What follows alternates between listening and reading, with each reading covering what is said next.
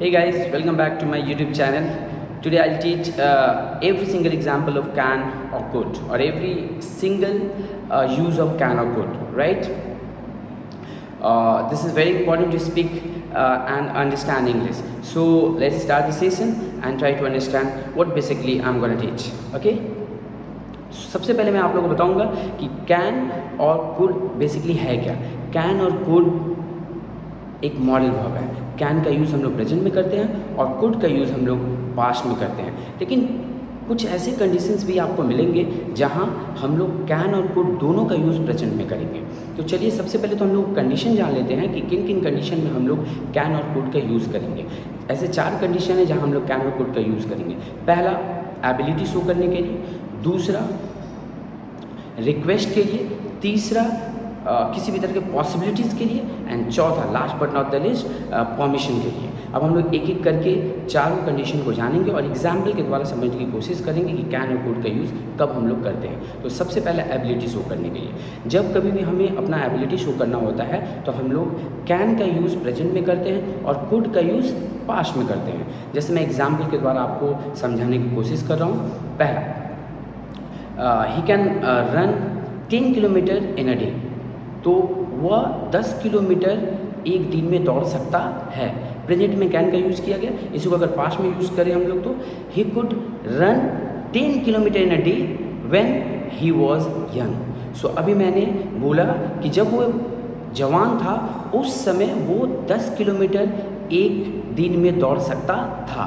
तो अभी कुड का यूज़ हमने पास्ट में किया, राइट. दूसरा कंडीशन रिक्वेस्ट. रिक्वेस्ट के केस में प्रेजेंट में ही हम लोग कैन और कुड दोनों का यूज़ करते हैं. मतलब कैन और कुड दोनों ही प्रेजेंट में यूज़ होगा.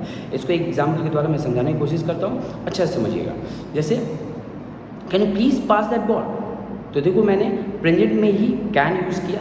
इसी को और भी ज़्यादा पोलाइट होकर के अगर मैं पूछूंगा तो मैं ऐसे कुल मिलाकर के बोलूँगा could you please pass that ball. तो अभी देखिए कैन और कुड दोनों को ही रिक्वेस्ट के केस में हम लोगों ने प्रेजेंट में यूज़ किया, राइट. थोड़ा सा डिफरेंस ये है सिर्फ कि कैन में थोड़ा कम पोलाइटनेस है और कुड में थोड़ा ज़्यादा पोलाइटनेस है, राइट. Number 3, possibilities. जब आपके सामने पॉसिबिलिटीज़ आएंगी उस समय भी हम लोग कैन और कुड का यूज़ जो है, कैन का यूज़ प्रेजेंट में और कुड का यूज़ पास्ट में करेंगे. जैसे I can pass UPSC exam in first attempt. तो मैंने कैन का यूज़ प्रेजेंट में किया. अभी मैं इसी को अगर पास्ट में करना चाहूँ तो कैसे बोलूँगा, I could pass UPSC exam in first attempt if I tried hard. So अभी देखिए मैंने कैन का यूज़ पॉसिबिलिटीज़ के केस में प्रेजेंट में किया और कुड का यूज़ पॉसिबिलिटीज़ के केस में मैंने पास्ट में किया. Last but not the list, last हम लोग जाते हैं परमिशन के पास. अगर आपको किसी से कुछ परमिशन भी लेना है उस केसेस में भी आप कैन और कुड दोनों का यूज़ जो है आप प्रेजेंट में ही कीजिएगा. दिमाग में रखिएगा, जब कभी भी आपको किसी से परमिशन भी लेना है तो उस केसेस में भी कैन और कुड का यूज़ हमेशा आप प्रेजेंट में ही कीजिएगा. जैसे आप अगर मैं आपको अगर एग्जाम्पल के तौर पे समझाऊं तो क्या मैं आपको बताऊंगा, कैन आई सीट हियर. तो आपने परमिशन लिया, उस समय भी आपने कैन का यूज़ किया.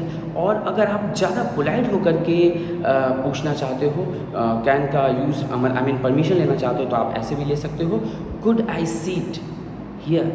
तो उस समय डिफरेंसेस सिर्फ इतना ही होगा कि आप कैन का यूज़ जो है जब आपने परमिशन लेने के लिए किया तो उस समय थोड़ा कम पोलाइटनेस था और जब आप कुड का यूज़ आपने किया परमिशन लेने के लिए तो थोड़ा ज़्यादा पोलाइटनेस था. तो उम्मीद करता हूँ मैं कि कैन और कुड के सारे डाउट्स को अब आप लोग क्लियर कर चुके होंगे अगर आप ये वीडियो को देखते हो. सो आई बिलीव इस तरह के ग्रामर से रिलेटेड टॉपिक्स के लिए मैं वीडियोस बनाते रहूँगा. मुझे कुछ स्टूडेंट्स का रिक्वेस्ट आया कि टेंस के ऊपर, वॉइस के ऊपर वीडियोस बनाना है. तो मैं आने वाले समय में टेंस और वॉइस के ऊपर भी वीडियोस को बनाऊँगा.